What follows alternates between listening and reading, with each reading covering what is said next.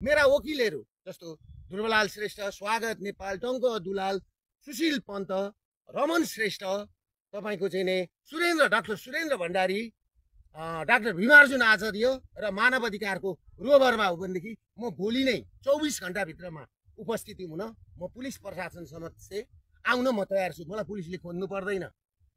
नमस्ते।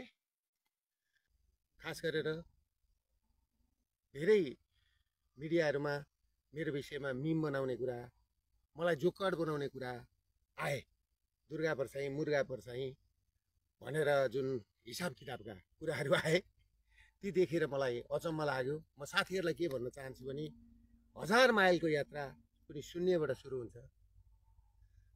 भिजन भनेको एउटा व्यक्तिबाट सुरु हुने हो।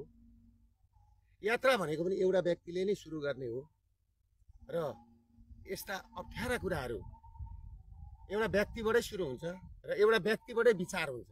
र दुर्गा परसाई केवल दुर्गा परसाई होइन, आज दुर्गा परसाई एक घर घर दुर्गा, हर हर दुर्गा, घर घर दुर्गा भएको छ। दुर्गा भनेको विचार हो, म होइन, म एउटा व्यक्ति मात्रै हो।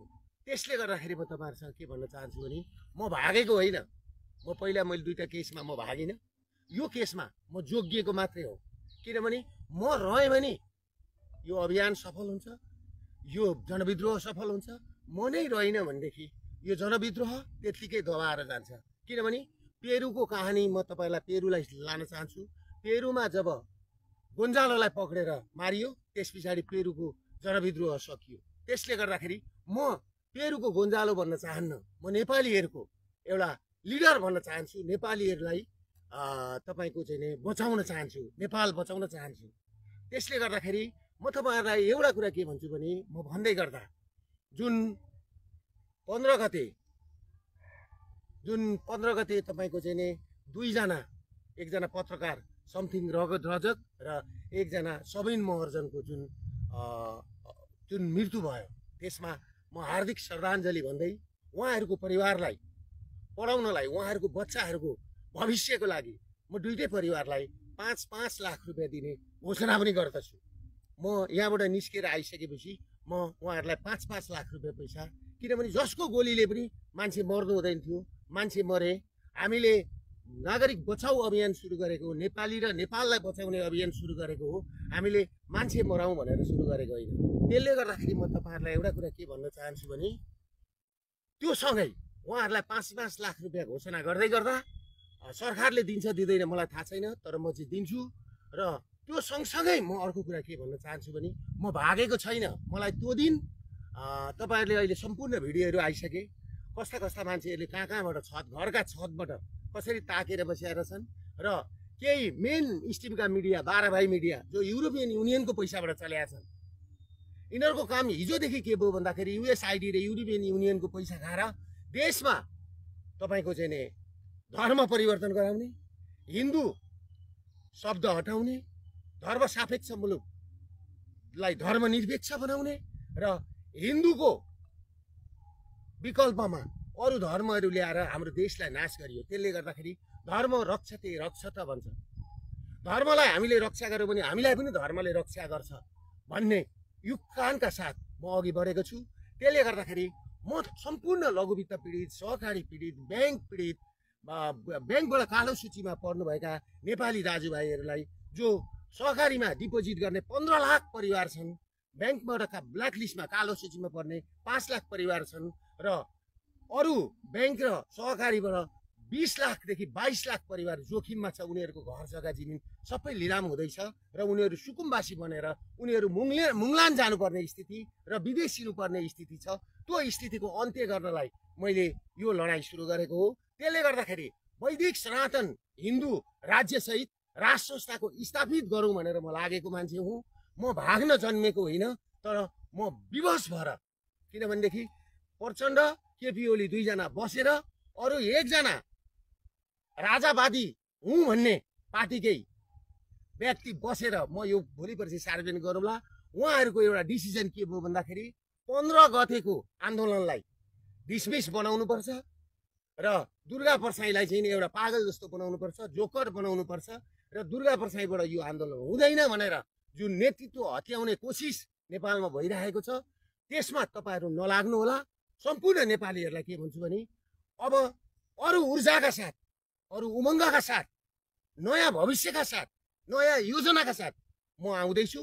र म एउटा कुरा के भन्न चाहन्छु भनेदेखि मेरा वकिलहरू जस्तो ध्रुवलाल श्रेष्ठ, स्वागत नेपाल, टङ्क दुलाल, सुशील पन्त, रमन श्रेष्ठ, तपाईँको चाहिँ नि डाक्टर सुरेन्द्र भण्डारी, डाक्टर भीमार्जुन आचार्य र मानव अधिकारको रोभरमा हो भनेदेखि म भोलि नै 24 घण्टाभित्रमा उपस्थिति हुन म पुलिस प्रशासन समक्ष आउन म तयार छु। मलाई पुलिसले खोज्नु पर्दैन। काहीँ इन्डिया भागो भनेको छ, काहीँ कहाँ भागो भनेको छ, म कहीँ भागेको छुइनँ। म नेपालमै छु, कुनै ठाउँमा छु र म सार्वजनिक हुन्छु।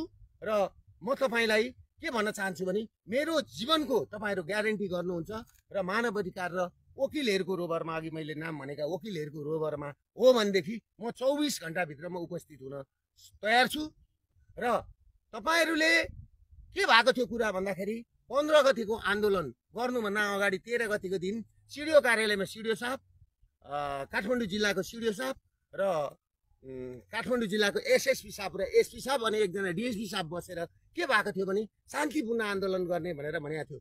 तर हामी स्टेजमै पुग्न नपाइकन हाम्रो र म स्टेजमा पुग्नुभन्दा 15 मिनट अगाडि नै तपाईँको चाहिँ घरका छतबाट टियर ग्यास गोली बर्साइए र नेसनल गाना, नेसनल एन्थम जस्तो तपाईँको राष्ट्रिय गान गाउँदै तपाईँको चाहिँ नि त्यहाँ टियर ग्यासहरू खस्न थाले। भनेपछि यो आन्दोलनलाई उग्र बनाउने काम कसले गरेको? पुलिस प्रशासनले हो। म सिडिओ साहबलाई प्रश्न गर्न चाहन्छु। भ्यालीका एसपी साहब, एसएसपी साहबलाई मैले भनेको थियो शान्तिपूर्ण गरौँ, शान्तिपूर्ण गर्ने भनेर मैले भन्दै तपाईँहरूले किन गोली बर्साउनु भयो? तपाईँहरूले टियर ग्यास किन हान्नुभयो राष्ट्रिय गान बसेको ठाउँमा? त्यसले गर्दा यसको जिम्मेवारी काठमाडौँका सिडिओ, काठमाडौँका एसएसपी र काठमाडौँ चलाउने हाँक्नेले यसको जिम्मेवारी लिनुपर्छ। र तपाईँले अर्को कुरा के बुझ्नुहोस् भनेदेखि यो के भन्छ डेट एक्सपायर भएका अश्रु ग्यास फ्याँकिया छन्। किन फ्याँकिए डेट एक्सपायर भएका अश्रु ग्यास? किनभने हाम्रो प्लान के थियो भने त्यो दिन हामी घोषणा सभा थियो। हामीले 3:46 हाम्रो घोषणा सभा गरेर हामीले एउटा अल्टिमेटम दिएर अनि हामी बिदा हुने भनेर हामीले सबै कुरा मिलाएर आएको ठाउँमा तपाईँहरूले पहिल्यै गोली घरमा मान्छे चढाएर गोली पड्काएर तपाईँको चाहिँ नि अश्रु ग्यास फ्याँकेर तपाईँहरूले जुन काम गर्नुभएको छ यो उत्पीडन सर्वहारा वर्ग भुइँ मान्छे जो पीडित छन्, ब्याङ्कले थिचोमिचो परेर लघुवित्त सहकारीबाट चाहिँ घरबार विहीन भएका मान्छेमाथि जुन तपाईँहरूले बर्बर चाहिँ अत्याचार गर्नुभएको छ त्यसको त क्षम्य हुने स्थिति छैन। आज बम्बईका कोठीदेखि भारतका विभिन्न कोठीहरूमा नेपाली चेलीहरूले कसरी पठाएको पैसा त्यो पनि रेमिटेन्स, त्यो पनि तपाईँहरू तस्करहरूकै खल्तीमा गएको छ। र खाडी मुलुकमा नारकीय जीवन बिताएका हाम्रा दाजुभाइ चेलीबेटीहरूको पैसो रेमिटेन्स तपाईँहरूकै खातामा गएको छ।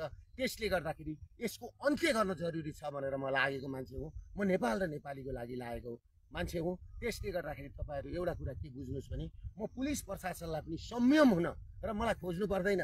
म आइजी साहबलाई यहीँबाट भन्छु, म तपाईँलाई राम्रो चिन्दछु, तपाईँ राम्रो क्याडर हो। मैले तपाईँलाई के भन्न चाहन्छु भने तपाईँले यो जिम्मेवारी लिनुहुन्छ र 5 जना वकिल र 5 जना मानव अधिकारवादीको रोभरमा तपाईँले चाहिँ कुरा गर्नुहुन्छ भने म यो सम्बोधन आएको 24 घण्टादेखि 36 घण्टाभित्रमा सार्वजनिक हुन्छु भन्दै बिदा लिन चाहन्छु। नमस्ते।